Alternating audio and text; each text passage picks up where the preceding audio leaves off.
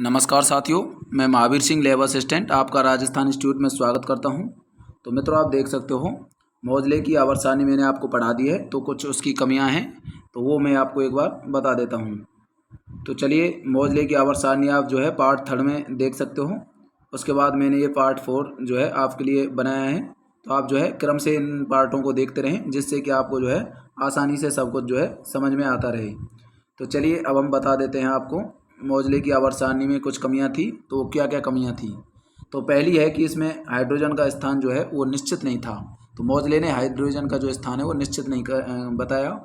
इसने जो है हाइड्रोजन को पहले वर्ग में रखा, 14वें वर्ग में भी और 17वें में भी, क्योंकि हाइड्रोजन के 3 समस्थानिक होते हैं, प्रोटियम, ड्यूटेरियम और ट्राइटियम। 1H1, 1H2 और 1H3 सभी को पता है कि हाइड्रोजन के समस्थानिक होते हैं 1H1, 1H2 और 1H3। ये हाइड्रोजन के 3 होते हैं। 1H1 को हम बोलते हैं प्रोटियम, इसको बोलते हैं ड्यूटेरियम और 3 वाले को बोलते हैं ट्राइटियम। तो ये इनके नाम हैं। तो हाइड्रोजन का जो है आवर्त सारणी में कोई निश्चित स्थान नहीं था, इस वजह से इसे क्या बोलते हैं, हम आवारा तत्व बोलते हैं। ठीक है, जैसे समाज में आवारा जो लोग होते हैं अर्थात बच्चे होते हैं, उनको समाज में कोई स्थान नहीं होता है, इसी प्रकार हाइड्रोजन भी एक आवारा तत्व था, जिसको जो है मौजले ने एक निश्चित स्थान नहीं दिया। अगला है, आप देख सकते हैं लेंथेनॉइड और एक्टिनॉइड तत्वों के बारे में भी ये ज़्यादा कुछ बता नहीं पाए। तो लेंथेनॉइड और एक्टिनॉइड तत्वों के बारे में इन्होंने सीधा कह दिया कि ये लेंथेनॉइड तत्व है, ये एक्टिनॉइड, इनके बारे में वो विस्तार से नहीं समझा पाए थे। तो ये भी जो है मौजले की आवर्त सारणी की एक कमी मानी जाती है। अब हम पढ़ेंगे परिरक्षण प्रभाव और प्रभावी नाभिकीय आवेश। इन दोनों के बारे में जानकारी होना बहुत ही ज़रूरी है, क्योंकि हम आगे जब परमाणु का आकार पढ़ेंगे तो ये दोनों जो हैं आपको बहुत ही काम में आने वाले हैं। तो इस वजह से हम देखते हैं सबसे पहले परिरक्षण प्रभाव।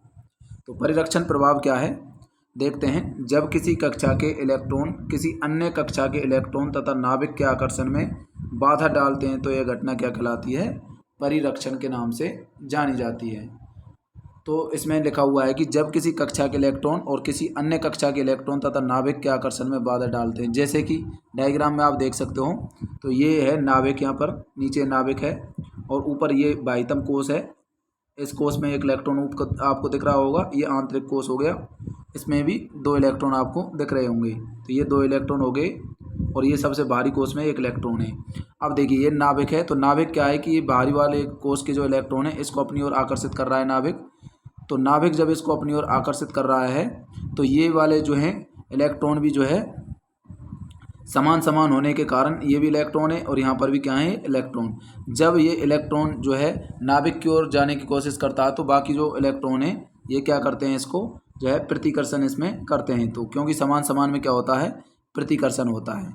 ठीक है, तो इसको जो है इसके आकर्षण में क्या डाल रहे हैं, ये 2 इलेक्ट्रॉन ये बाधा डाल रहे हैं। तो इसी घटना को हम क्या कहते हैं, परिरक्षण कहते हैं। तो यही मैंने इसमें परिभाषा में लिखा है कि जब किसी कक्षा के इलेक्ट्रॉन किसी अन्य कक्षा के इलेक्ट्रॉन तथा नाभिक के आकर्षण में बाधा डालते हैं तो यह घटना क्या कहलाती है, परिरक्षण के नाम से जानी जाती है।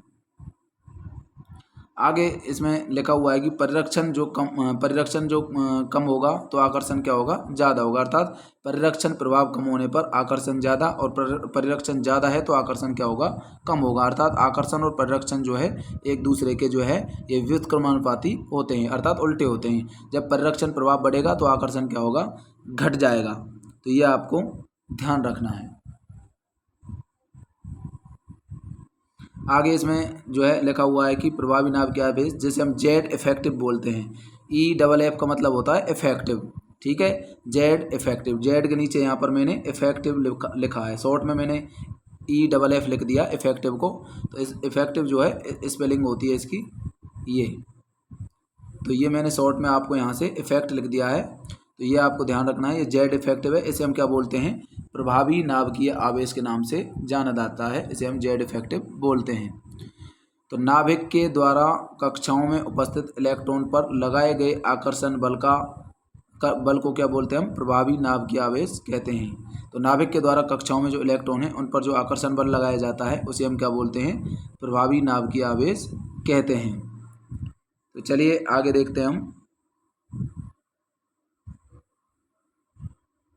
अब देखिए, प्रभावी नाभिकीय आवेश जिसे हम जेड इफेक्टिव बोल रहे थे, जेड इफेक्टिव का मान यदि आपको निकालना है तो जेड में से क्या घटाना होगा, आपको सिग्मा घटाना होगा। जेड का मतलब यहाँ पर है परमाणु क्रमांक, यहाँ पर बगल में मैंने लिख दिया है। जेड का मतलब क्या है, परमाणु क्रमांक, और सिग्मा का मतलब क्या है, परिरक्षण स्थिरांक होता है, जो कि ये फिक्स होते हैं परिरक्षण स्थिरांक, ये मान जो है आपको रखने होते हैं। तो यहाँ पर आप देख सकते हो जेड इफेक्टिव का मान आपसे पूछा जाए तो ये फॉर्मूला आपको ध्यान रखना होगा, जेड इफेक्टिव बराबर जेड माइनस सिग्मा।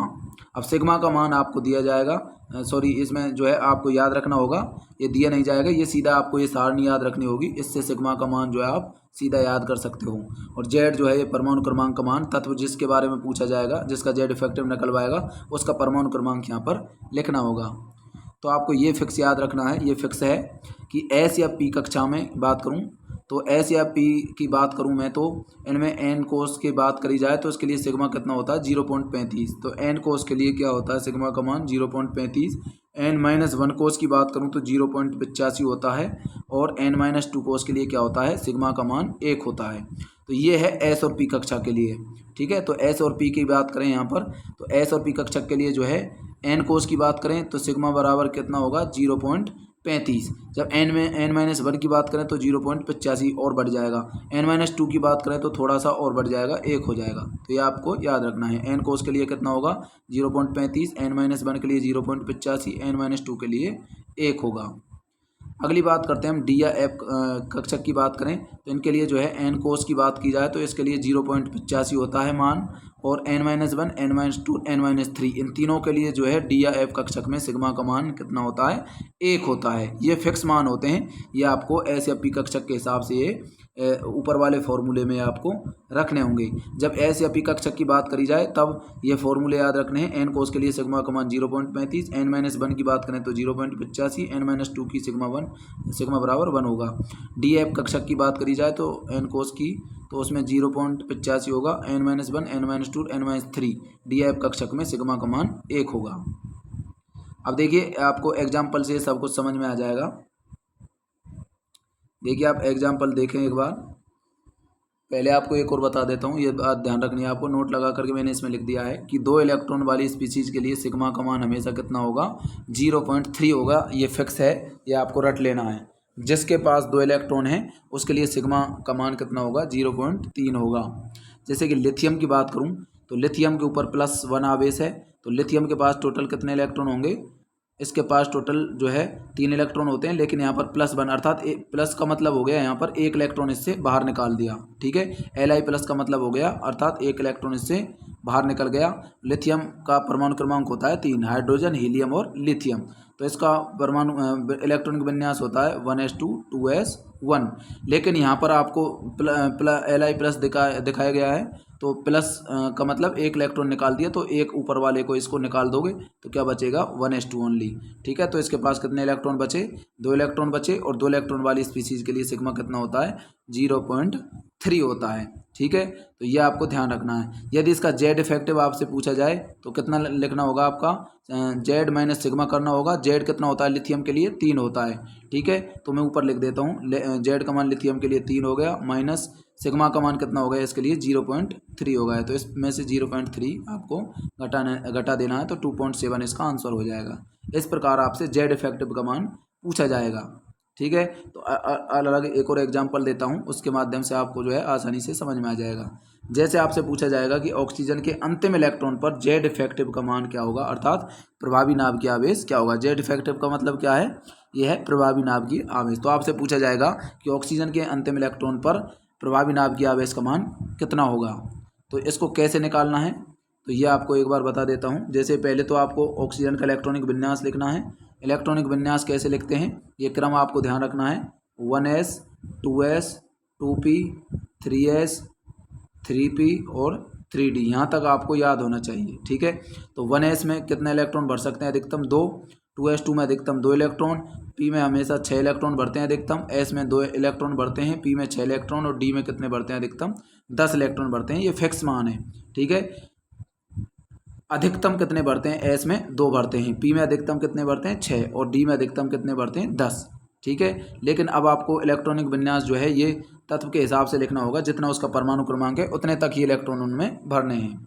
जैसे कि बात कर रहा हूँ मैं यहाँ पर ऑक्सीजन की, तो ऑक्सीजन में आप देख सकते हो यहाँ पर ऑक्सीजन का इलेक्ट्रॉनिक विन्यास कितना होता है 8 होता है। तो आपको इसका इलेक्ट्रॉनिक विन्यास कैसे लिखना है, देखिए यहाँ पर 1s2 2s2 और 2p4, अर्थात मैंने आपको ये क्रम बताया था 1s 2s 2p 3s 3p और 3d। यहाँ तक याद रख लेना, ये यहीं से काम चल रहा है आपका।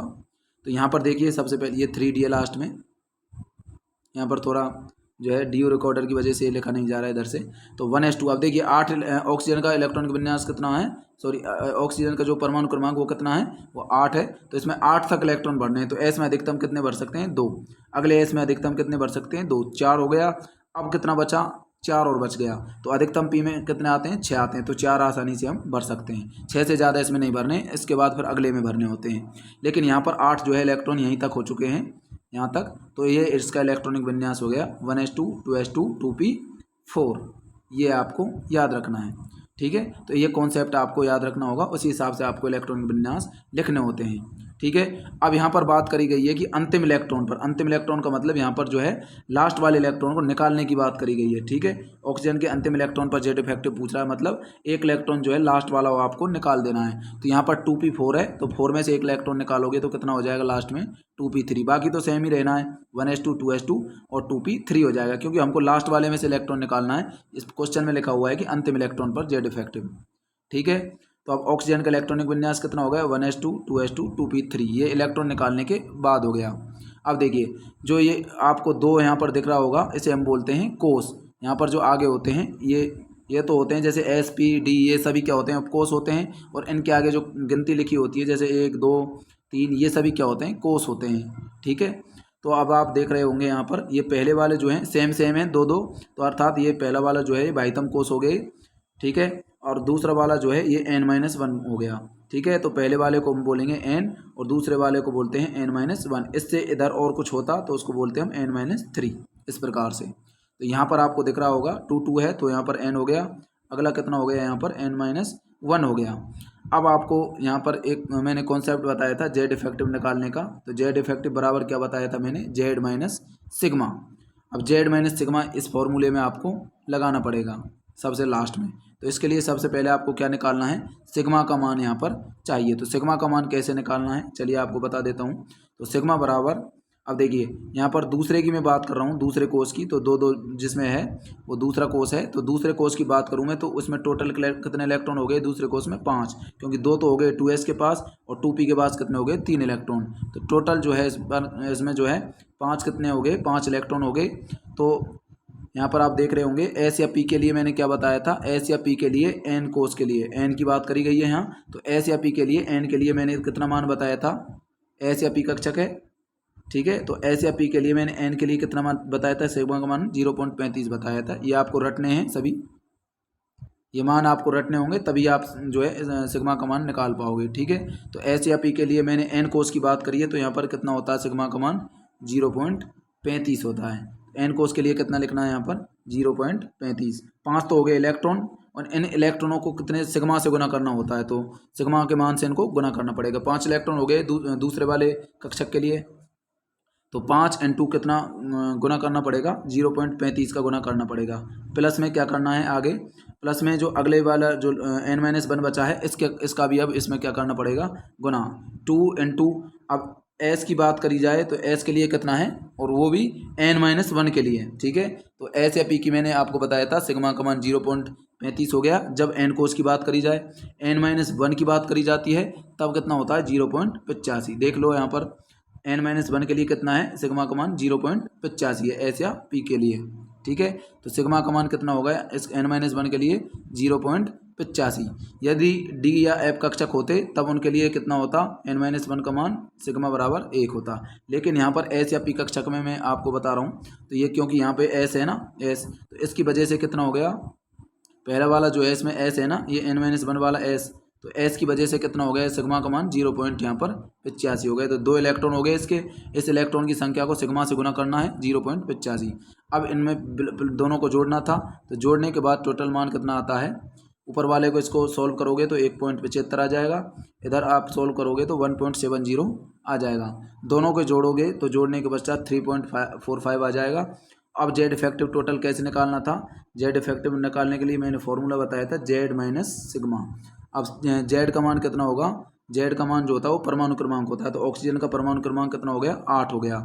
और इसमें से सिग्मा का मान घटाना है। सिग्मा का कितना मान निकला था, 3.45 निकला। इसको घटाने के पश्चात कितना आ जाएगा, 4.55 आ जाएगा। तो इस प्रकार आपको जेड इफेक्टिव निकालना होगा। जेड तो परमाणु क्रमांक हो गया, और ये सिग्मा का मान मैंने आपको इस प्रोसेस से निकाल करके बताया है, वो इसमें से घटाना है, तो जेड इफेक्टिव सीधा निकल जाएगा।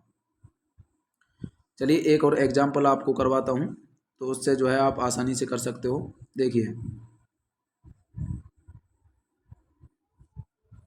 तो यहाँ आप देखोगे कि S के अंतिम इलेक्ट्रॉन पर जेड इफेक्टिव, यहाँ S का मतलब है सल्फर, तो सल्फर के अंतिम इलेक्ट्रॉन के लिए जो है यहाँ पर जेड इफेक्टिव निकालना है।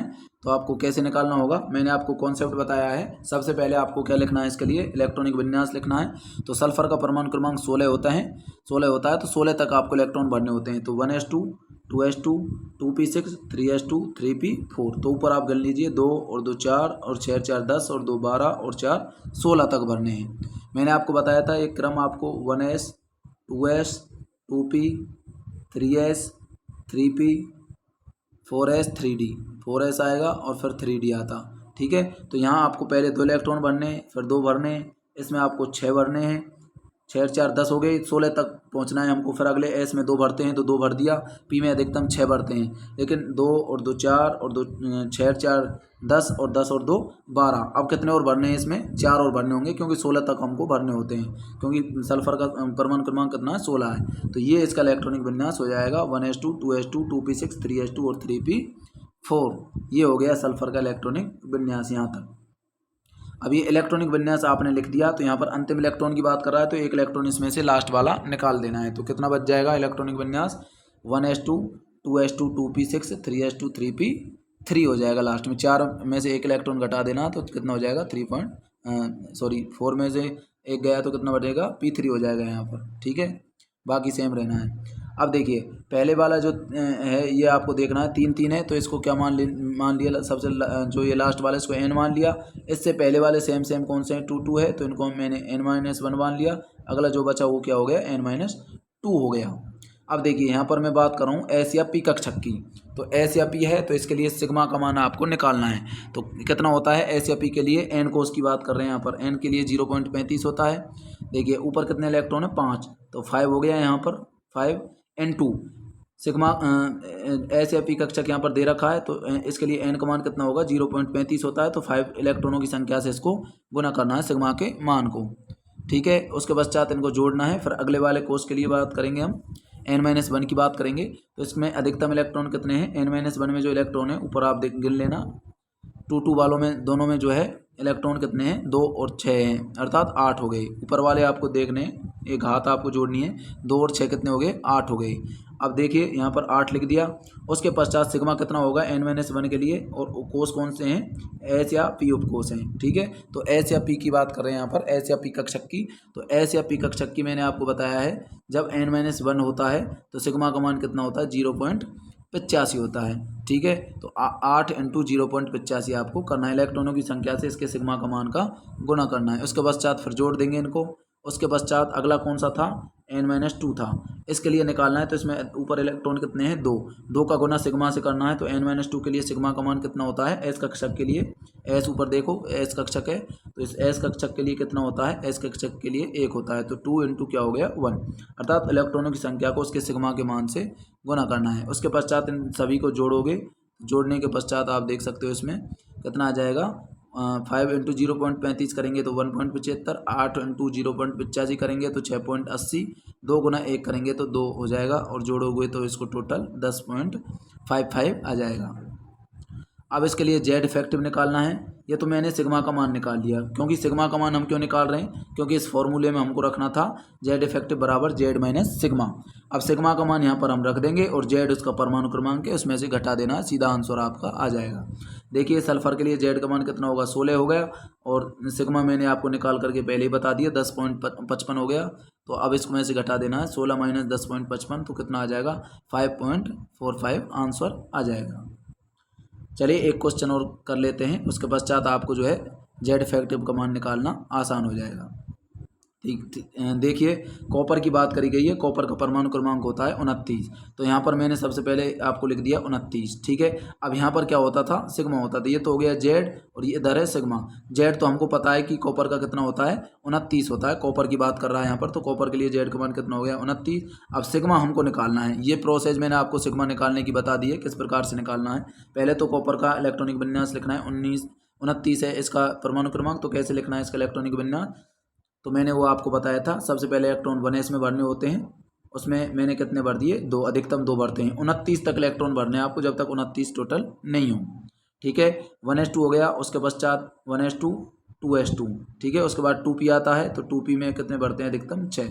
1s2 2s2 2p6, उसके पश्चात 3s आता है, 3s में अधिकतम 2 इलेक्ट्रॉन भर दिए, तो ये इलेक्ट्रॉन हो गए 12।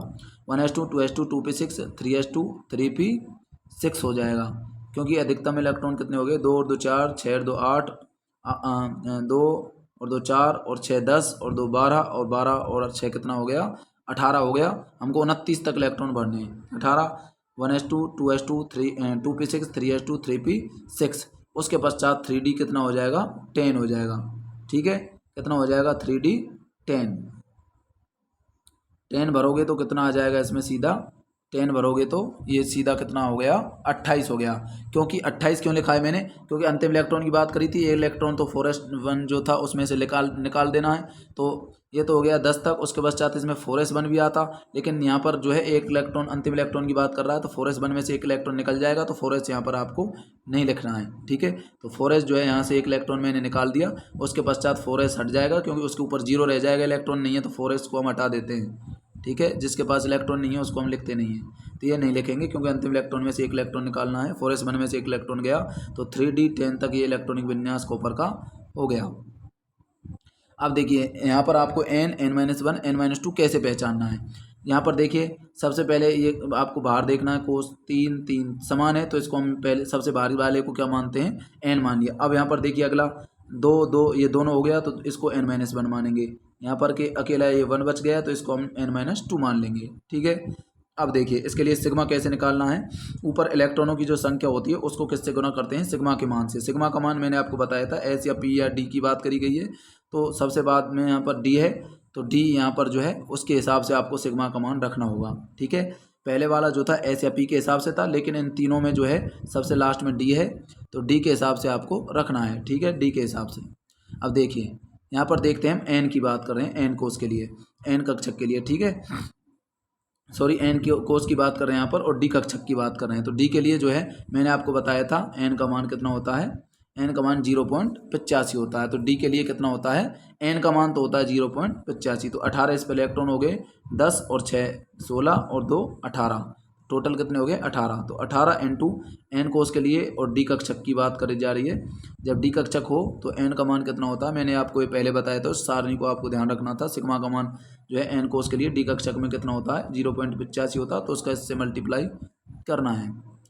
अगला जो है यहाँ पर आप देख सकते हो n-1 है, और एस या पी कक्षक, यहाँ पर केवल एस या पी कक्षक है, इसमें 2s और 2p है ना, तो एस या पी कक्षक है। तो यहाँ पर जो है इलेक्ट्रॉन कितने हो गए, इसके पास 8 हो गए, ऊपर देखो 2 और 6 8, ठीक है। तो अब 8 का मल्टीप्लाई किससे करना है, n-1 के हिसाब से करना है। एस या पी कक्षक के लिए n-1 का मान कितना होता है, इसके लिए 1 होता है।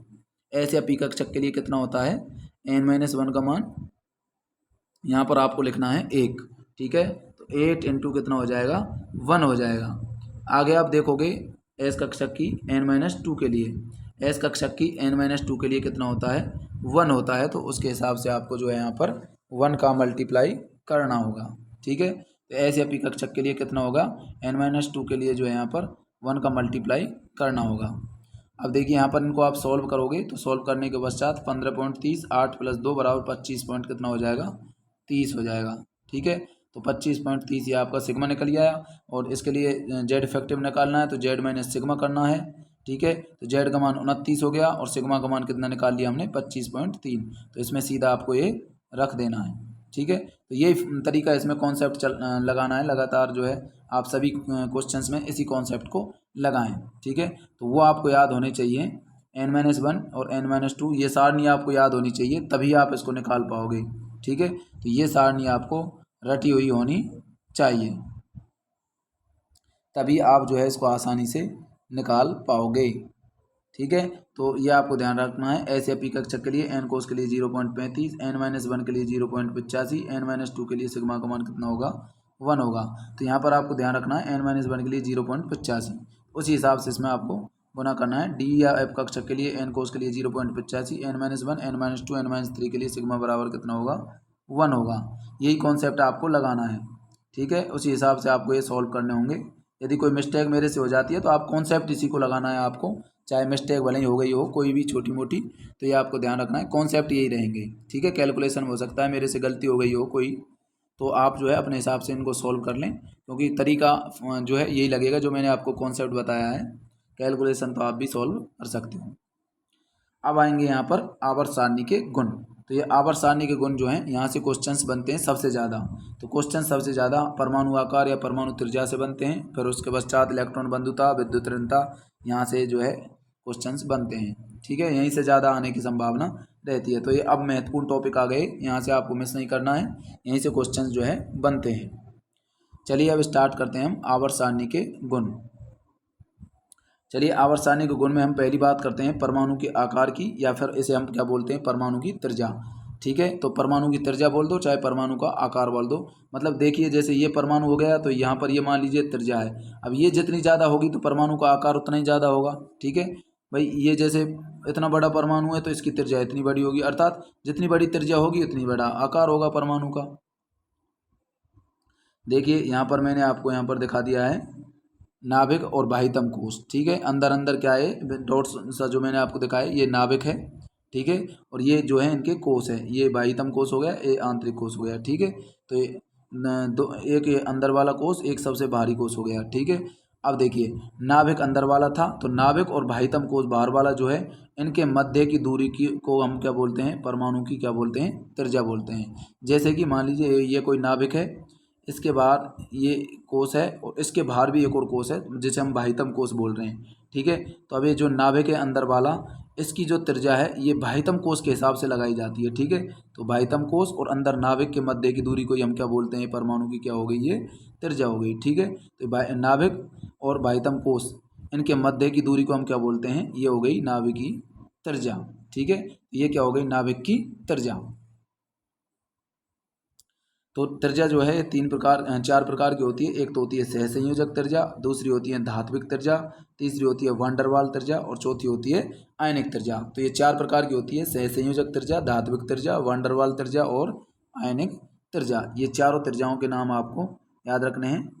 सबसे पहले मैं आपको एक कॉन्सेप्ट बता देता हूँ, ये आपको ध्यान रखना है, हमेशा यही फॉर्मूला जो है मोजले की आवर्त सारणी में लगते रहेंगे। इन्हीं कॉन्सेप्ट से आपके मैक्सिमम क्वेश्चन जो है सॉल्व हो जाएंगे। देखिए आवर्त और वर्ग मैंने आपको बताए थे कि आवर्त जो थे वो ऐसे थे लंबे से लेटे हुए क्षैतिज, जिनको हम बोलते हैं 7 थे आवर्त, और वर्ग मैंने आपको बताए थे खड़े वाले जो स्तंभ थे इस प्रकार से, ये कितने थे टोटल 18 थे।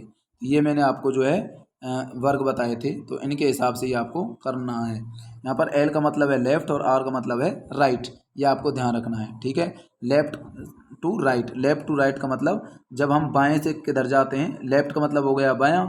ठीक है, और बाएं से किधर जा रहे हैं हम दाएं की ओर, राइट की ओर जा रहे हैं। ठीक है, लेफ्ट से कहाँ जा रहे हैं हम राइट की ओर, इतना तो आप जानते होंगे। ठीक है, तो एल टू आर का मतलब है लेफ्ट टू राइट। जब हम लेफ्ट से आवर्त में कहाँ जाते हैं दाईं साइड में जाते हैं, अर्थात बाईं से जब दाईं की ओर जाते हैं तो उस समय क्या होता है आकार जो है साइज घट जाता है। नीचे मैंने ये चिन्ह लगाया, इसका मतलब है घटना, और मैं ऊपर को लगाता हूँ तो इसका मतलब हो गया बढ़ना। ठीक है, तो यहाँ पर साइज क्या हो जाएगा घट जाएगा।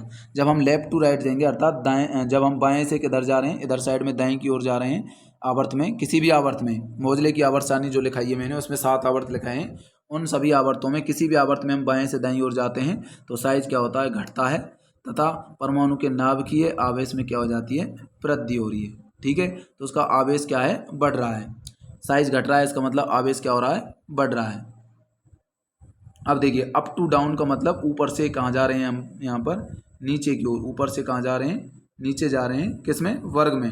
ठीक है, तो मैं वर्ग की बात कर रहा हूँ, उसमें जैसे मान लीजिए कोई वर्ग है, जैसे हा ली ना की रबड़ी सस्ती, ये मैंने आपको बताया था। जब इसमें मैं ऊपर से नीचे की ओर जाता हूँ इस वर्ग में या फिर जितने भी वर्ग हैं 18 वर्ग, उन सभी में ऊपर से नीचे जाते हैं तो क्या होता है, साइज का मान जो है बढ़ता है। लेकिन कुछ कंडीशंस आपको ध्यान रखनी है, जहाँ पर कुछ अपवाद हैं वो आपको ध्यान रखना है। वहीं से क्वेश्चंस बनते हैं जहाँ पर साइज बढ़ने की बजाय थोड़ा सा उसमें चेंज हो जाता है, वो फिक्स हैं, वो आपको रटने होंगे। ठीक है, वो कॉन्सेप्ट मैं आपको बता दूंगा। तो ये आपको सबसे पहले ध्यान रखना है, यहाँ पर लेफ्ट टू राइट जाने पर साइज घटता है और अप टू डाउन अर्थात वर्ग में ऊपर से नीचे जाने पर साइज बढ़ता है। यहाँ पर आवर्त की बात कर रहा हूँ मैं, लेफ्ट टू राइट का मतलब आवर्त। आवर्त में बाएं से दाएं जाने पर साइज घटता है, जबकि वर्ग में ऊपर से नीचे जाने पर साइज का मान बढ़ता है। ऊपर से नीचे जाने पर साइज क्यों बढ़ रहा है, क्योंकि कोषों की संख्या में क्या होती जाती है, वृद्धि होती जाती है। तो ऊपर से नीचे जाते हैं तो कोष जो है इसके बढ़ते जाते हैं। ठीक है, तो ये आपको ध्यान रखना है। अब देखिए 13वें वर्ग की मैं बात कर रहा हूँ, तो 13वें वर्ग कौन था, मैंने आपको बताया था बकनोफ, याद रखना है बकनोफ। ठीक है, तो ये 13वें वर्ग में था बैंगन बोरोन फैमिली, जिसमें बैंगन आलू गाजर इनथेला। कार्बन फैमिली का काशी गए शंकर प्रभु। एन का मतलब नाइट्रोजन परिवार में नेपाल पाकिस्तान ऑस्ट्रेलिया सब बेकारी। और ऑक्सीजन फैमिली में ओल्ड स्टाइल से टीपो। और फ्लोरीन में क्या हो गया, फिर कल बाहर आई आंटी। ठीक है, तो ये जो है मैंने आपको बताए थे सभी। आवर्त सारणी को आपको पार्ट 3 देखना है, जिसमें मैंने मौजले की आवर्त सारणी में ट्रिकों से आपको पूरी आवर्त सारणी याद कराई थी, तो उसको एक बार आप पहले देख लें, जिससे आप उस कॉन्सेप्टों को समझ जाएं। ठीक है, तो यहाँ पर मैं बात कर रहा हूँ सबसे पहले सीधा मैं 13वें वर्ग की बात कर रहा हूँ मौजले की आवर्त सारणी में। तो वो था 13वां वर्ग कौन सा था, बैंगन आलू गाजर इनथेला। इसके साइज में थोड़ा चेंज होता है जब हम वर्ग में ऊपर से नीचे जाते हैं। सामान्यतः वर्ग में ऊपर से नीचे जाने पर साइज बढ़ता है, ये मैंने आपको बताया था। ऊपर मैंने आपको यहाँ पर बताया था कि वर्ग में ऊपर से नीचे जाने पर सामान्यतया साइज बढ़ता है, लेकिन 13वें वर्ग में थोड़ा सा चेंज अप है, ये ध्यान रखना है। ये अपवाद टाइप का हो गया, जैसे कि बैंगन आलू गाजर इन थैला। अब देखिए चेंज अप कहाँ होता है, देखिए बोरोन से हम एल्युमिनियम की ओर जा रहे हैं, फिर यहाँ तक तो साइज बढ़ रहा है। ठीक है, उसके पश्चात क्या हो रहा है, एल्युमिनियम से गैलियम की ओर जा रहे हैं तो साइज क्या हो रहा है, घट रहा है। ठीक है, यहाँ पर क्या हो गया, साइज घट गया। और फिर इंडियम से थैलियम, गैलियम से इंडियम तक जाते हैं साइज बढ़ेगा, और फिर एंड में थैलियम तक भी साइज बढ़ेगा। तो यहाँ पर दो में चेंज चेंज हो रहा है, एल्युमिनियम से गैलियम तक जाने पर। ठीक है, यहाँ क्या चेंज है, इसमें चेंज हो गया, नीचे वाले का सबसे ज़्यादा होगा आकार, क्योंकि ऊपर से नीचे जाने पर आकार बढ़ रहा है। थैलियम का सबसे ज़्यादा होगा, उसके बाद इंडियम का होगा। अब देखिए इंडियम के बाद क्या चेंज हो रहा है, एल्युमिनियम और गैलियम में। एल्युमिनियम का साइज बड़ा होता है गैलियम से, उल्टा है, यहाँ पर ध्यान रखना है। लेकिन नियमों से तो होना चाहिए, साइज ऊपर से नीचे जाने पर जो है बढ़ना चाहिए, लेकिन यहाँ पर गैलियम का साइज छोटा होता है और एल्युमिनियम का साइज क्या होता है, बड़ा होता है। तो यहाँ पर एल्युमिनियम को पहले लिखना है यहाँ पर, क्योंकि इसका साइज बड़ा है। तो ये मुंह किसकी तरफ होना चाहिए, इसका जो मुंह है ये इधर वाला, ये जो है एल्युमिनियम की ओर होगा, क्योंकि एल्युमिनियम का साइज जो है ये गैलियम से बड़ा है। ठीक है, ज़्यादा है, तो एल्युमिनियम जो है साइज में गैलियम से बड़ा है, अपवाद है। यहाँ पर जो है उल्टा हो जाता है एक दूसरे का, ये आपको ध्यान रखना है। एल्युमिनियम का जो साइज है वो गैलियम से ज़्यादा है, और गैलियम का साइज जो है एल्युमिनियम से छोटा हो गया। उसके पश्चात जो बचा था वो बोरोन हो गया, वो आपको लिख देना है। तो ये कॉन्सेप्ट आपको 13वें वर्ग याद रखना है। 13वें वर्ग में क्या होता है, ऊपर से नीचे जाने पर आकार तो बढ़ता है, लेकिन एल्युमिनियम और गैलियम के में थोड़ा चेंजअप है, क्योंकि एल्युमिनियम का जो है आकार बड़ा हो जाता है, गैलियम का छोटा हो जाता है। यहाँ पर चेंजअप है, ये ध्यान रखना है, ये पूछा जाता है, कई बार ये पूछा भी गया है। बैंगन आलू गाजर इनथेला, इनके साइज को मैंने आपको यहाँ पर लिख दिया है, कैसे ये आपको याद करना है। सबसे पहले बोरोन से एल्युमिनियम तक साइज बढ़ रहा है, फिर एल्युमिनियम से गैलियम तक क्या हो रहा है, साइज का मान जो है क्या हो रहा है, यहाँ पर घट रहा है। अर्थात एल्युमिनियम का साइज जो है गैलियम से यहाँ पर बड़ा है। उसके पश्चात बाकी सभी नियम जो है वो इसी प्रकार लगेगा, जैसे साइज नीचे पर ऊपर से नीचे जाने पर बढ़ता है, उसके पश्चात साइज बढ़ जाएगा। तो ये हो गया 13वां वर्ग। उसके पश्चात हम बात करते हैं डी ब्लॉक तत्व। इन डी ब्लॉक तत्वों में भी थोड़ा साइज में चेंजअप होता है, ये आपको ध्यान रखना है मौजले की आवर्त सारणी में।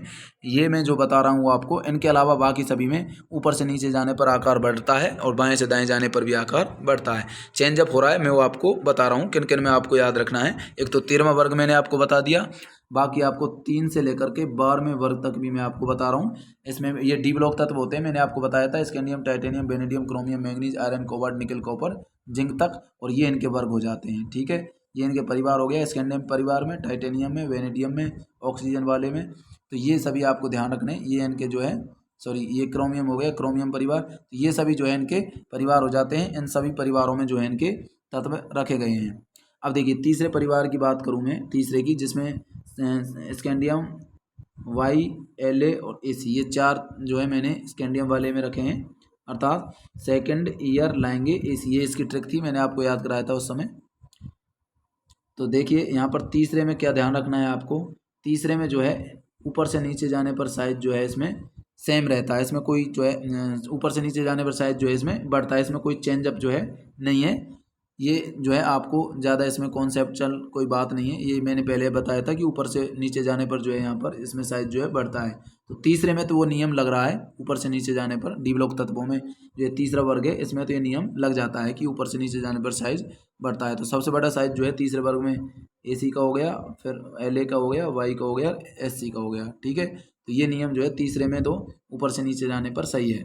अब चौथे से लेकर के 12वें वर्ग तक ये थोड़ा चेंजअप है, इसमें क्या चेंजअप है ये आपको ध्यान रखना है।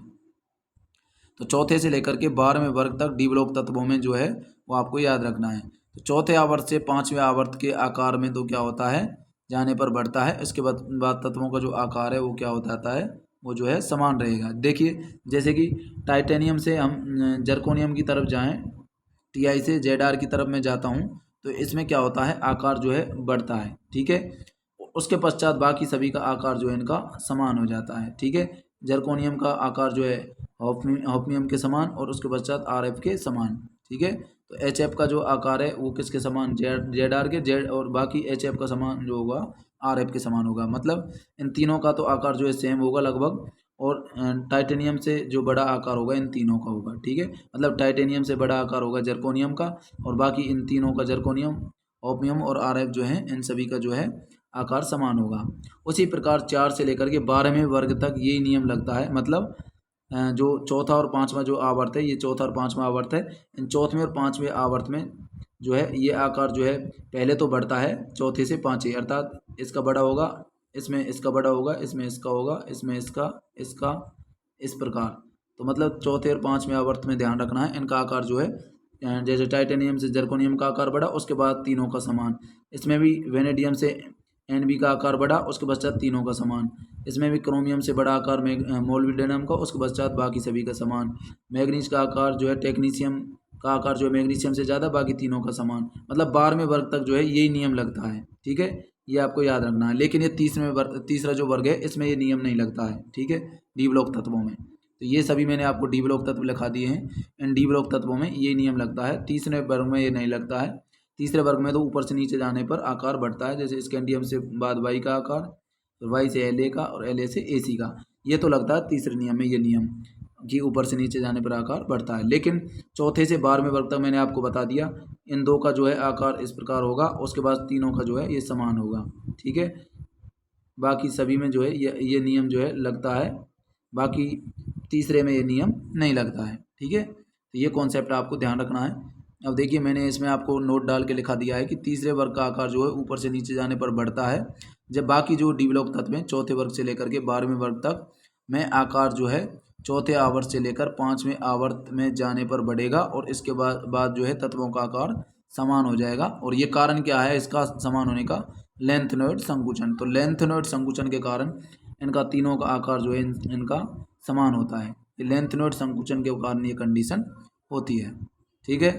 तो यहाँ से क्वेश्चन पूछे जाते हैं, जैसे मैंने आपको यहाँ पर समझा दिया है, जैसे टाइटेनियम से ज़्यादा जर्कोनियम का होगा, उसके पश्चात तीनों का आकार मैंने यहाँ पर बराबर का साइन जो है लगा करके समान दिखा दिया है, ठीक है। उसी प्रकार वेनेडियम से ज़्यादा जो है NB का होगा, उसके पश्चात तीनों का आकार मैंने समान दिखा दिया है। तो इसी प्रकार ये आपको कॉन्सेप्ट जो है चौथे वर्ग से लेकर के 12वें वर्ग तक ये कॉन्सेप्ट जो है यहाँ से लेकर के यहाँ तक लगाना है। लेकिन तीसरे वर्ग में जो है ये तो ऊपर से नीचे जाने पर सभी का आकार इनमें बढ़ रहा है, बाकी इसमें जो है इन दो में बढ़ रहा था, बाकी में समान था। तो ये कॉन्सेप्ट आपको याद रखना है। पहले तो ये आपको पूरी सारणी याद होनी चाहिए। ये पार्ट 3 में मैंने आपको मोजले की आवर्त सारणी में डी ब्लॉक तत्वों को बताया था कि मतलब पहले जो दो थे वो कौन से थे, वो एस ब्लॉक तत्व थे। उसके पश्चात मैंने बीच में आपको जो है ये डी ब्लॉक तत्व समझाए थे, उसके बीच में कौन से समझाए थे, डी ब्लॉक तत्व, और उसके पश्चात मैंने आपको यहाँ पर पी ब्लॉक तत्व समझाए थे। नीचे मैंने एफ ब्लॉक तत्व यहाँ पर आपको बताए थे, जिन्हें लेंथनॉइड एक्टिनॉइड कहते हैं ब्लॉक तत्वों को, तो वो बताए थे। तो ये जो बीच में थे यहाँ पर ये डी ब्लॉक तत्व थे। ये डी ब्लॉक सारणी मैंने आपको इन बीच वाले तत्व जो हैं इनको मैंने यहाँ पर लिख दिया है, ठीक है। तो ये है सेकंड ईयर लाएंगे AC, टी जरा हाफ रूफ। उसके पश्चात है अगली ट्रिक, वे नवाब थे और हैं करोड़ मोल वाला सीनियर, ठीक है। इसकी ट्रिक है करोड़ मोल वाला सीनियर। अगला ट्रिक है मन तसेरे भाई, BH का मतलब भाई।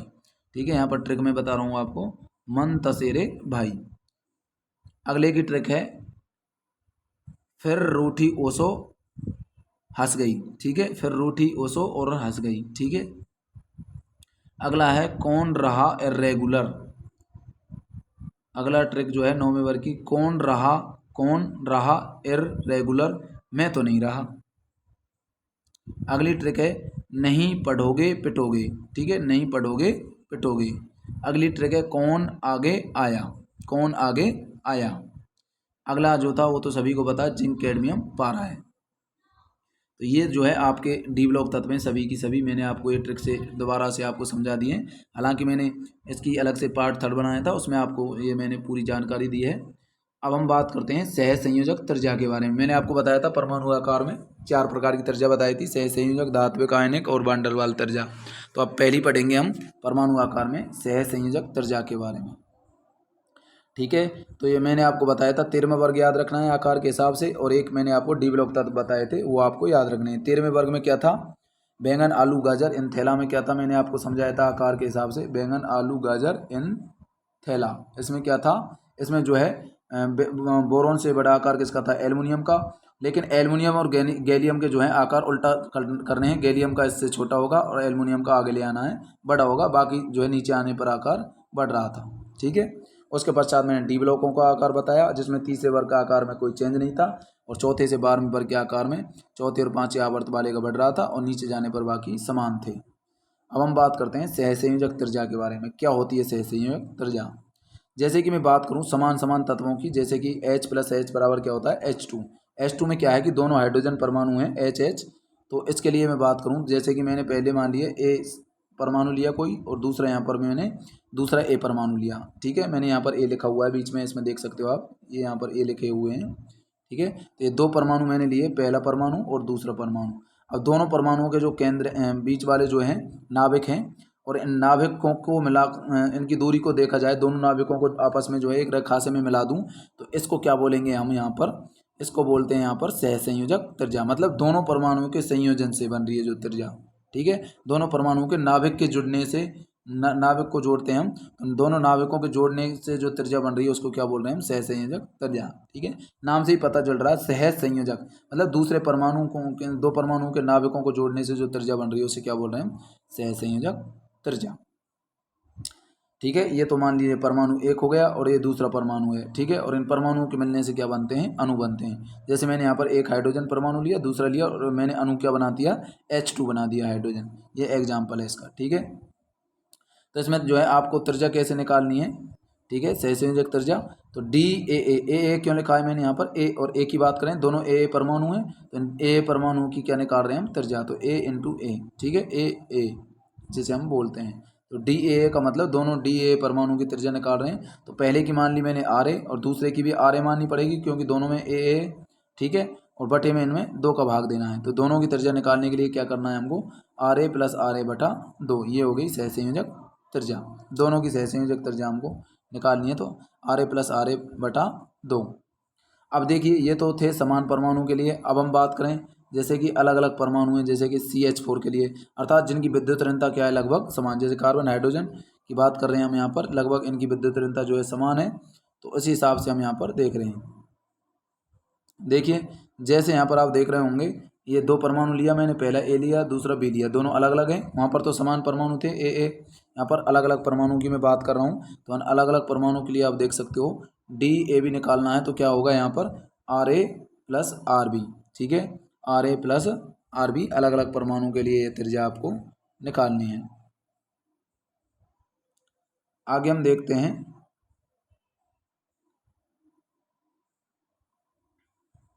अब देखिए जैसे मैंने और अलग अलग परमाणु लिए, जैसे HCl लिया मैंने, HCl, जैसे इसकी विद्युत ऋणता H की अलग होती है और क्लोरीन की अलग होती है, तो ये विद्युत ऋणता यानी दोनों की क्या है, असमान। तो मैंने पहला कोई परमाणु लिया A और दूसरा लिया B, अर्थात A की विद्युत ऋणता A जो है ये बड़ा है और B जो है छोटा है, तो इस हिसाब से मैंने इसमें जो है लिया है।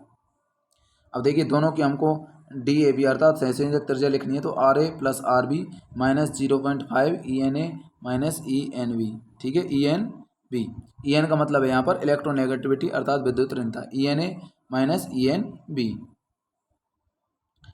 ठीक है, तो ये विद्युत ऋणताओं का जो है पहले वाले की विद्युत ऋणता ए की विद्युत ऋणता, ये दूसरी जो है ई एन बी, ये बी की विद्युत ऋणता है। ठीक है, R A plus R B minus 0.5 E N A minus E N B. ये जैसे HCl, ये अलग अलग विद्युत ऋणताएं दोनों की, हाइड्रोजन की अलग है, क्लोरीन की अलग है। तो इस प्रकार ये सहसंयोजक त्रिज्या के तरीके आपको याद रखने हैं। अब दूसरी है धात्विक त्रिज्या। धात्विक त्रिज्या, इसमें परमाणु क्या होंगे, धातु होंगे। ठीक है, बस इतना अंतर है इसमें परमाणु क्या होंगे, धातु होंगे। तीसरे प्रकार की क्या बताई थी मैंने, वान डेर वाल त्रिज्या बताई थी। इसको कैसे आपको समझना है, देखिए इसमें आपको ध्यान रखना है, जैसे कि मान लीजिए मैंने यहाँ पर एक परमाणु लिया, इधर दूसरा परमाणु लिया, इनके अंदर नाभिक हैं। ठीक है, फिर मैंने दो पड़ोसी परमाणु और लिए इस प्रकार से। अब इसमें देखिए इन दोनों की त्रिज्या, ये तो थी सहसंयोजक त्रिज्या, दोनों की थी ना, दो परमाणुओं के मध्य की, ये तो होती है सहसंयोजक। अब इन दोनों की भी हम आपको यहाँ पर दिखा देते हैं, ये भी दोनों बीच वालों को मिलाएंगे तो ये सहसंयोजक होती है। उसके पश्चात यदि मैं बात करूँ अब इन दोनों परमाणुओं की, ये दो परमाणु एक साथ हैं, दोनों नीचे वाले, ये दोनों एक साथ हैं, इन दोनों को टच किया है मैंने। अब टच करने के पश्चात ये इनके नाभिक हैं बीच वाले, इन दोनों में। अब इनके मध्य की जो त्रिज्या है, इन दोनों के मध्य की, इस प्रकार से बात कर रहा हूँ मैं, तो ये इनके मध्य की जो त्रिज्या है, इस त्रिज्या को हम क्या बोल रहे हैं, इसको ही हम बोलते हैं, मतलब इनको बीच में से हम यहाँ पर से देखें एक साइड से, तो ये जो बची है यहाँ पर, ये वाली, इसको क्या बोलते हैं हम यहाँ पर, ये वाली इधर साइड की जो बची है एक साइड की, या फिर इधर वाली को आप देखोगे, इसको ही हम बोलते हैं वान डेर वाल त्रिज्या। ठीक है, यहाँ पर मैंने आपको इस प्रकार से बना के दिखा रखा है, तो बीच वाले नाभिक था और इधर भी नाभिक था, इन दोनों को टोटल जो है ये टोटल है। अब इसकी भी जो आधी है वो क्या है, वान डेर वाल त्रिज्या है। चलिए एक बार फिर समझा देता हूँ, जैसे ये दो परमाणु लिए मैंने यहाँ पर, इधर भी इनका नाभिक ये हो गए दोनों के बीच वाले, इधर भी मैंने दो परमाणु लिए जिनके आकार जो है इस प्रकार से मैंने नाभिक के माध्यम से इनको समझाया। यहाँ पर टच है, थोड़ा सा टच नहीं हुआ है यहाँ पर। ठीक है, तो ये बीच में क्या है, नाभिक हैं। अब देखिए ये नाभिक मिला दिया तो ये बन गई सहसंयोजक त्रिज्या, इधर वालों को मिलाया तो ये हो गई इनकी सहसंयोजक त्रिज्या। अब बीच वाले में क्या है, देखिए अब इसमें बीच वाला जो है, यहाँ से मैं इनको बीच में से विभाजित कर रहा हूँ और यहाँ से लेकर के यहाँ तक की जो है इसको बोलते हैं हम वान डेर वाल त्रिज्या। या फिर इधर से देखें तो इधर से भी आधी जो है यहाँ तक की, ये वान डेर वाल त्रिज्या है। ठीक है, तो इसको हम क्या बोलते हैं, वान डेर वाल त्रिज्या। जैसे मैंने अणु ए लिया, अणु ए में ये पहला परमाणु, ये दूसरा परमाणु, इधर दूसरा अणु लिया, इसमें एक परमाणु ये, एक परमाणु ये लिया। ठीक है, अब इनके मध्य की मैंने आपको ये त्रिज्या जो है बताई है, तो ये आपको ध्यान रखना है, ये वान डेर वाल त्रिज्या होती है। अगली है आयनिक त्रिज्या। आयनिक त्रिज्या में क्या होता है, जैसे कोई ये मैंने नाभिक लिया, ये अंदर वाला नाभिक है, जैसे मैंने यहाँ पर बात कर रहा हूँ सोडियम की, तो सोडियम के नीचे मैंने 11 लिख रखा है क्योंकि इसका परमाणु क्रमांक 11 होता है। अब इसमें से एक इलेक्ट्रॉन मैं निकाल रहा हूँ, Na+ कर रहा हूँ इसको, तो मतलब एक इलेक्ट्रॉन निकलने के पश्चात 11 में से कितना हो जाएगा, एक इलेक्ट्रॉन निकलने के पश्चात 10 रह जाएगा, तो इसका यहाँ पर परमाणु क्रमांक मैंने 10 लिख दिया। ठीक है, तो वैसे तो 11 होता है, लेकिन एक इलेक्ट्रॉन निकल जाएगा तो उसके पश्चात सोडियम का कितना हो गया, 10 हो गया। अब देखिए जब यहाँ पर Na 11 इलेक्ट्रॉन थे तो उस समय क्या था, ये परमाणु था, इसके बाह्यतम को इस वाले जो कोष है इसमें 2 इलेक्ट्रॉन थे, 2 8, दूसरे वाले में 8 हो गए और तीसरे वाले में कितना बचा, 2 और 8 10 और 11 करना है टोटल, तो बाहरी में कितना रख देते हैं हम, 1 रखते हैं। तो इससे क्या बोलते हैं, अष्टक नहीं, अष्टक है ना ये, तो अष्टक पूर्ण होना चाहिए। पहले वाले में 2 अधिकतम भरते हैं, दूसरे वाले में कितना भर दिया, 8 भर दिए, उसके बाद जितने बच रहे हैं 11 चाहिए, 2 और 8 10 हो गया और लास्ट वाले में 1 भर दिया। अब जो यहाँ पर Na 10 था तो इसमें क्या करना था, इसमें पहले में तो 2 इलेक्ट्रॉन भर गए इस कोष में, उसके बाद बाहरी वाले में कितना भरना है, 8 भरना है, क्योंकि 10 टोटल इसका परमाणु क्रमांक है, तो 10 यहाँ पर भरने हैं। अब देखिए धनायन का जो आकार होगा वो जनक परमाणु से छोटा होता है, तो इस कंडीशन में क्या होता है भाई, देखिए यहाँ पर जो 11 थे पहले, बाद में कितने हो गए, 10 हो गए, अर्थात आकार क्या हो गया, यहाँ पर घट गया। ठीक है, पहले कितना बड़े था, इसमें भारी कोष भी बनाना पड़ रहा था 1 इलेक्ट्रॉन की वजह से, पहले नीचे अंदर वाले में तो 2 थे, उसके पश्चात 8 थे, बचा 1 इलेक्ट्रॉन जो थे भारी कोष में भरना था। लेकिन यहाँ पर जब Na+ कर दिया तो एक तो 2 इलेक्ट्रॉन इसमें हो गए और 8 इलेक्ट्रॉन इसमें रह गए, एक वाला जो था ये हट गया था, इसमें ऊपर वाला जो एक था ये मैंने हटा दिया। क्यों हटा दिया, एक इलेक्ट्रॉन इसमें से निकल गया था, तो यहाँ पर ये छोटा डायग्राम हो गया ना, एक इलेक्ट्रॉन निकलने के पश्चात, अर्थात इसका आकार क्या हो गया, कम हो गया। पहले आकार ज़्यादा था, इसमें आकार फर्स्ट में आकार ज़्यादा था, और सेकंड में मैंने आपको बता दिया, समझा दिया कि आकार कैसे छोटा हो गया एक इलेक्ट्रॉन निकालने के पश्चात। अर्थात ये तो हो गया जनक परमाणु, जिससे ये परमाणु बनाए Na+, जो इलेक्ट्रॉन निकालने के पश्चात, यही तो बना सेकंड वाला, तो ये बन गया। अर्थात ये जनक किससे, इससे बना, इसमें 11 थे, उसके बाद एक इलेक्ट्रॉन निकाला तो ये चित्र बन रहा है। अर्थात ये जनक परमाणु से इसका आकार क्या हो गया, छोटा हो गया। तो धनायन का आकार जो होता है वो जनक परमाणु से कैसा होता है, छोटा होता है, आयनिक त्रिज्या। अब जैसे आपसे क्वेश्चन पूछा जाएगा कि A+, A+2, A+3, A+4, अब इनमें से जो है आकार आपको बताना है कि परमाणु का आकार क्या होगा। अब इसमें एक ही जगह पर कोई परमाणु दे देगा, जैसे Cr+ दे सकता है, Cr+2 दे सकता है, Cr+3, इस प्रकार देगा वो, ठीक है। एक का मान एक ही जगह पर या कोई तत्व का नाम रख देगा, क्रोमियम और भी कोई तत्व का नाम वो लिख सकता है, ठीक है। तो अब यहाँ में क्या करना है, इसमें आपको धनायन का आकार जो है जनक परमाणु से, जनक कौन सा है, ए से ही तो बन रहे हैं ये सभी, ठीक है। तो ए से क्या हो गया, यहाँ पर आपको ध्यान रखना है, जनक परमाणु से क्या होता है, इसमें आकार हमेशा छोटा होता है। जनक परमाणु कौन सा है, ए में से पहले मैंने एक इलेक्ट्रॉन निकाला, उसके पश्चात 2 इलेक्ट्रॉन निकाल दिए, उसके पश्चात 3 निकाल दिए, उसके पश्चात 4 निकाल दिए। तो जनक कौन सा हो गया, ए था। ए में से ही तो निकाल रहा हूँ मैं, 2 इलेक्ट्रॉन, फिर 3 इलेक्ट्रॉन, फिर 4 इलेक्ट्रॉन। तो बड़ा कौन सा हो गया आकार में, A+, उसके पश्चात A+2, A+3। क्यों है, मैंने बताया था कि जनक का आकार बड़ा होगा दूसरे वाले, क्योंकि धनायनों में की बात कर रहा हूँ, यहाँ पर धनायन है ना, ऊपर धनायन आवेश हो तब ये फॉर्मूला आप, ये तरीका जो है आपको लगाना है, जब ऊपर प्लस का साइन हो। भाई प्लस का साइन जितना ज़्यादा है, इसका मतलब है कि इलेक्ट्रॉन जो है जनक परमाणु से जो है निकल रहे हैं, ठीक है। तो ये आपको ध्यान रखना है। तो जनक का आकार बड़ा होगा, ए से बन रहे हैं तो एक आकार सबसे बड़ा, उसके पश्चात दूसरा जो है उसका आकार, फिर तीसरे वाले का, फिर चौथे वाले का, ठीक है। तो ये आपको ध्यान रखना है। ऐसे हम अवरोही क्रम बोलते हैं, ऐसे घटते हुए क्रम को क्या बोलते हैं, अवरोही क्रम। तो ये हो गया आपकी आयनिक त्रिज्या। अब हम बात करते हैं, देखिए ऋणायन की बात करूं तो जैसे कि आपको मान लीजिए एक क्लोरीन 17 है और इसमें एक इलेक्ट्रॉन ऊपर माइनस लगा हुआ है, तो एक इलेक्ट्रॉन जोड़ने के पश्चात इसका कितना हो गया, 18 होगा। माइनस ऊपर लग रहा है, इसका मतलब इसमें इलेक्ट्रॉन जुड़ रहा है, प्लस था तो इलेक्ट्रॉन निकल रहा था, अब माइनस का साइन है, इसका मतलब इलेक्ट्रॉन इसमें जुड़ रहा है। अब देखो अंदर वाले में टोटल इसमें 17 इलेक्ट्रॉन भरने, कैसे भरने, तो अंदर वाले में सबसे पहले 2 इलेक्ट्रॉन भरे, 2 8 8, ये नियम चलता है ना हमेशा। तो पहले 2 भरे, फिर दूसरे वाले में 8 भरे, कितने हो गए, 10 हो गए। 17 भरने हैं तो बाहर वाली कोष में कितने बच गए, 7 बच गए, 17 हो जाएगा। 2 8 और 7 कितना हो जाएगा, 17। अब देखिए एक इलेक्ट्रॉन जोड़ा तो 18 हो गया। अब 18 इलेक्ट्रॉन भरने, पहले में 2 भर दिए, दूसरे में 8 भर दिए, 10 हो गया, और तीसरे में कितने भर दिए, 8 भर दिए, 18 हो गया, ठीक है। अब देखिए इसमें ऋणायनों का जो आकार है वो जनक परमाणु से क्या होता जा रहा है, बड़ा हो रहा है। क्यों हो रहा है बड़ा, क्योंकि इसमें इलेक्ट्रॉन जो है बढ़ रहा है, बढ़ गया ना इलेक्ट्रॉन। पहले 17 थे जनक परमाणु, ये तो जनक वाला हो गया, इसमें पहले 17 थे, और दूसरा वाला जो है इसमें इलेक्ट्रॉन की संख्या 18 हो गई। पहले में मैंने भाईतम को उसमें 7 इलेक्ट्रॉन भरे, इसमें 8 भरे, अर्थात इसमें क्या हो गया, ये दूसरा वाला जो है ये जो उत्पन्न हुआ है ये क्या हो गया, इसका आकार बड़ा हो गया, ठीक है। तो ये जनक है, और जनक से आकार किसका बड़ा हो गया, दूसरे वाले का। तो यही तो मैंने लिखा है कि ऋणायनों के संदर्भ में क्या है कि जनक परमाणु का आकार जो है वो छोटा होता है। अब देखिए जैसे कि आपसे कोई तत्व देगा, उसके ऊपर माइनस के साइन लगाएगा, जैसे A-1, A-2, A-3, A-4। तो यहाँ मैंने आपको बताया कि ऋणायनों का जो आकार है वो जनक परमाणु से बड़ा है। तो जिसमें ज़्यादा ऋणायन होंगे उसका आकार जो है बड़ा है, क्योंकि इसमें इलेक्ट्रॉन ज़्यादा हैं, ठीक है। तो ये नियम आपको ध्यान रखना है, क्योंकि जनक से बड़ा है ना ऋणायनों का आकार। अब देखिए क्वेश्चन कैसे पूछे जाते हैं, इसमें परमाणु के आकार से संबंधित कुछ क्वेश्चंस आपसे पूछे जा सकते हैं कि परमाणु के आकार के बारे में मैंने आपको 4 त्रिज्याएं अभी बताई हैं, सहसंयोजक त्रिज्या, आयनिक त्रिज्या, वान डेर वाल त्रिज्या और धात्विक त्रिज्या, 4 बताइए। और परमाणु का आकार मैंने आपको बता दिया कैसे निकालना था, 13वें वर्ग में कैसे था, डी ब्लॉक तत्वों में कैसे परमाणु का आकार आपको निकालना था। तो आवर्त में मैंने आपको बताया था बाएं से दाएं साइड में जाने पर आकार जो था वो क्या हो रहा था, घट रहा था, और जबकि ऊपर से नीचे जाने पर आकार जो था वो बढ़ रहा था। अब देखिए इन कॉन्सेप्टों से कैसे आपको निकालना है, जैसे कि N-3 निम्न में से कौन सा अवरोही क्रम सही है। अवरोही क्रम पूछ रहा है, अवरोही का मतलब घटता हुआ क्रम, आरोही का मतलब होता है बढ़ता हुआ, और अवरोही का मतलब घटता हुआ। अब देखिए पहला ऑप्शन दिया है इसने N-3, O-2 और F-1। सबसे पहले आपको क्या सोचना है, ये आवर्त सारणी सोचनी है मोजले की, कि ये तत्व मोजले की आवर्त सारणी में कौन कौन से वर्ग में है, सबसे पहले आपको ये सोचना है। तो आपने जो है आपको मैंने बताया था कि नाइट्रोजन जो है 15वें वर्ग में आता है, ऑक्सीजन 16वें में और फ्लोरीन जो है 17वें वर्ग में था। वो आपको याद होंगे तभी ये सोच पाओगे आप। वर्गों की ट्रिक आपको याद रखनी है, जैसे नेपाल, पाकिस्तान, ऑस्ट्रेलिया, सभ्यकारी, ओल्ड स्टाइल से टीपो, फिर कल भाराई आंटी। ठीक है, तो ये ट्रिक मैंने आपको बताई थी।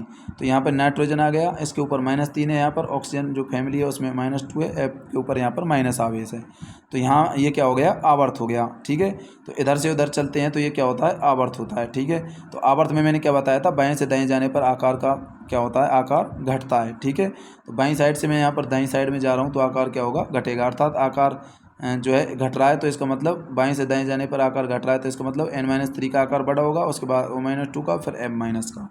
ठीक है, तो अब यहाँ पर क्या पूछा है, अवरोही क्रम। अवरोही का मतलब घटता हुआ क्रम। तो सबसे ज़्यादा किसका है, n-3 का, O-2 का, F- का। तो यही पहला आंसर इसमें हो जाएगा।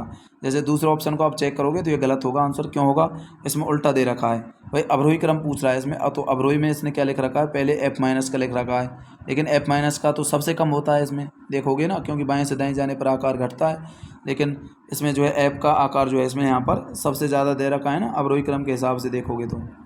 ठीक है, तो ये क्या हो गया, ऑप्शन गलत हो गया सेकंड।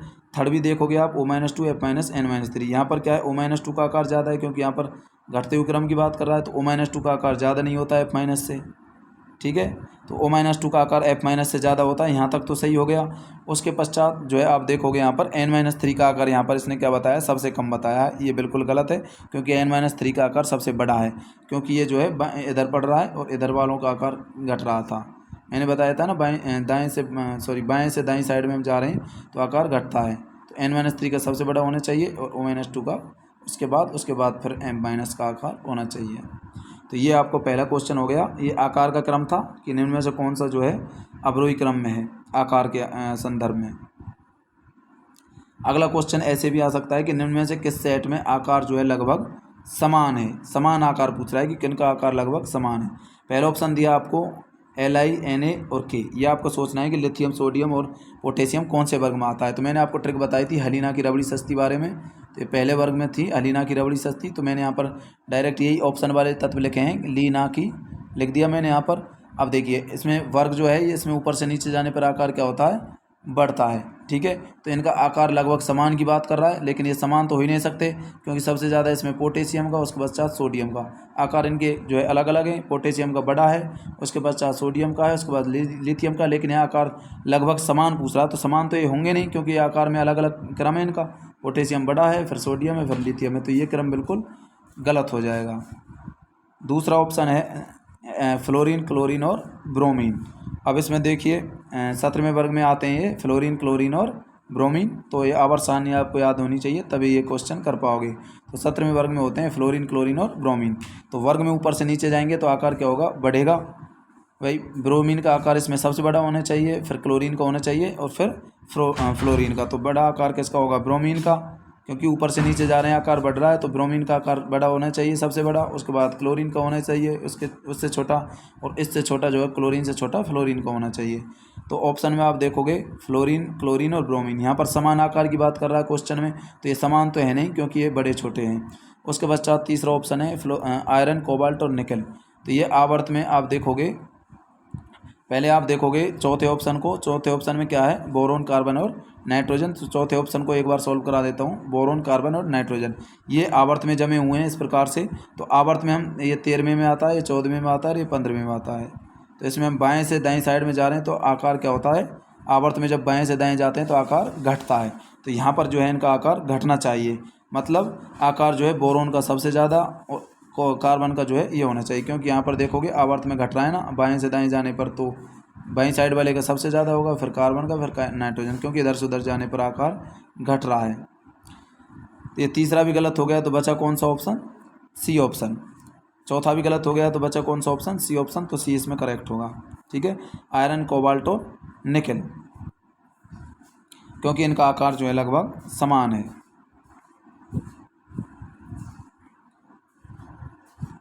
अब ये क्वेश्चन देखते हैं। अगला क्वेश्चन ऐसे भी पूछा जा सकता है क्वेश्चन आकार के संदर्भ में, निम्न में से कौन सा क्रम जो है सही है।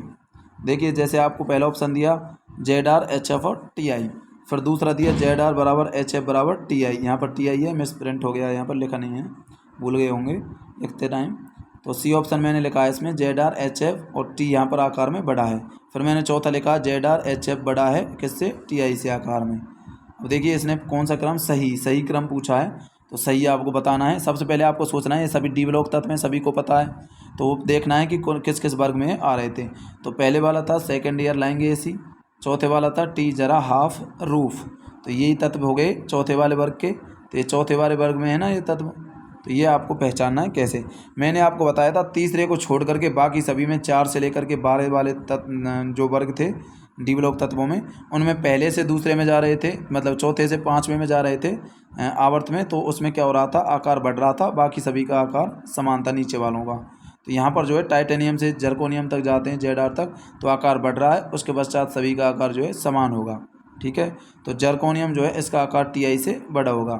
सबसे पहले यहाँ पर देखना है कि जर्कोनियम का आकार TI से बड़ा है, तो यहाँ पर देखोगे जर्कोनियम का आकार TI से छोटा है, यहाँ पर TI का आकार बड़ा है, लेकिन जर्कोनियम का आकार बड़ा होना चाहिए, सी ऑप्शन गलत। उसके पश्चात जर्कोनियम और ये TI, ये तीनों बराबर दे रखे हैं, ये भी गलत, क्योंकि जर्कोनियम जो है आकार में देखोगे इसमें बड़ा है TI से।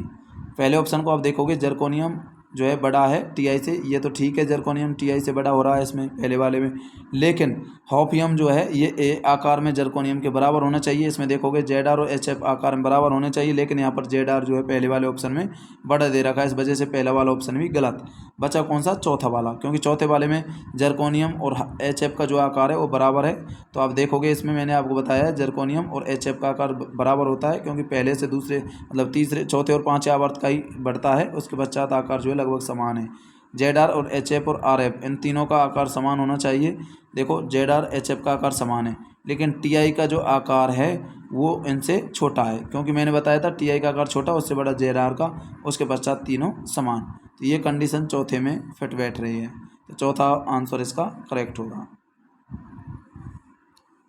अगला क्वेश्चन है, निम्न में से किसका आकार जो है उच्चतम है। उच्चतम आकार आपको देखना है, जैसे कि F- पहला ऑप्शन, दूसरा O-2, तीसरा K+, चौथा Ca+2। अब कैसे सोचना है इनको, आपको आकार उच्चतम पूछ रहा है, आकार किसका उच्चतम है, इनमें से किसका बड़ा आकार है इन चारों ऑप्शन में से, ये आपसे पूछा गया है। तो सबसे पहले आपको पहचानना चाहिए ये तत्व किस किस वर्ग में आते हैं। तो पहले में क्या था, पहले की ट्रिक थी हेलिना की रबड़ी सस्ती। दूसरा वाला वर्ग जो था वो था बेटा मांगे कार स्कूटर बाप राजी। ठीक है, तीसरा वाला क्या था, ओल्ड स्टाइल से टी पो। 17वां वाला वर्ग जो है वो है फ्लोरीन, क्लोरीन, ब्रोमीन, आयोडीन और एंटीमन 80। ठीक है, तो इसका जो ट्रिक है वो है फिर कल बाहर आई आंटी। ठीक है, अब देखिए यहाँ पर आपको देखना है कि F- में आप देखोगे, सबसे पहले हम देखते हैं पोटेशियम, क्योंकि पहले वाले में यहाँ पर पोटेशियम है, तो पोटेशियम। उसके पश्चात ऑप्शन में यहाँ पर टिक लगाना है, कैल्शियम भी है, उसके पश्चात O-2 है, इस वर्ग से O-2 है, और यहाँ पर F- है, तो यहाँ पर F- है। अब इनमें आकार बताना है। मैंने आपको बताया था यहाँ पर ये 4 ऑप्शन हैं, 4 ऑप्शनों में मैंने जो है वर्गों में टिक लगा लिया है। अब देखिए बाएं से दाईं साइड में जाते हैं तो आकार क्या होता है, आवर्तों में घटता है, तो ये भी आवर्तों के हिसाब से यहाँ पर देखना है आपको। इधर वाले का आकार फ्लोरीन का सबसे छोटा होगा, क्योंकि बाएं से दाएं जाने पर क्या हो रहा है, आकार घट रहा है। तो फ्लोरीन का सबसे कम आकार, उससे बड़ा आकार ऑक्सीजन का, और उसके पश्चात कैल्शियम का, और उससे पश्चात जो है सबसे उच्चतम पोटेशियम का होगा। ठीक है, तो यहाँ पर पोटेशियम का आकार सबसे बड़ा होगा, क्योंकि इधर से उधर में जा रहा हूँ तो आकार क्या हो रहा है, साइज यहाँ पर घट रहा है। तो ठीक है, तो साइज इधर से उधर जाने पर घट रहा है, तो फ्लोरीन का सबसे कम हो गया, उसके पश्चात ऑक्सीजन का, ठीक है, ज़्यादा होता है, उसके पश्चात ऑक्सीजन ज़्यादा, कैल्शियम का आकार, और सबसे बड़ा आकार जो है इन चारों में पोटेशियम का है। ठीक है, तो इस हिसाब से यहाँ पर जो ऑप्शन करेक्ट होगा वो होगा पोटेशियम, सी ऑप्शन इसका करेक्ट होगा। ठीक है, तो ये ऑप्शन जो है आपको मैंने समझा दिया है किस प्रकार से करना है। तो यहाँ पर आवर्त के हिसाब से आपको इधर से उधर चलोगे तो साइज यहाँ पर घट रहा है, अर्थात आकार घट रहा है। तो यहाँ पर आवर्त में ये सबसे लास्ट में अर्थात यहाँ पर है, क्योंकि इधर से उधर जा रहे हैं तो आकार घटता जा रहा है। ठीक है, तो इस हिसाब से आपको यहाँ पर ध्यान रखना है, पोटेशियम का आकार क्या होगा, सबसे ज़्यादा होगा। तो ये आपका जो है पार्ट 4 कंप्लीट करा दिया गया है, ये आपका परमाणु का आकार पूर्ण रूप से कंप्लीट करा दिया गया है। आशा करता हूँ कि वीडियो आपको पसंद आया होगा। अभी तक जिन्होंने कोर्स परचेज़ नहीं किया है वो कोर्स परचेज़ कर लें। रेगुलरली हमारी क्लासेज जो है स्टार्ट हो चुकी हैं। साथ में आपको जो है कंप्लीट होते ही चैप्टर कंप्लीट होने के पश्चात आपको पूरी इस चैप्टर की PDF नोट्स जो है मैं अपनी ऐप में डाल दूँगा, वहाँ से आप इनको डाउनलोड कर सकते हो। धन्यवाद।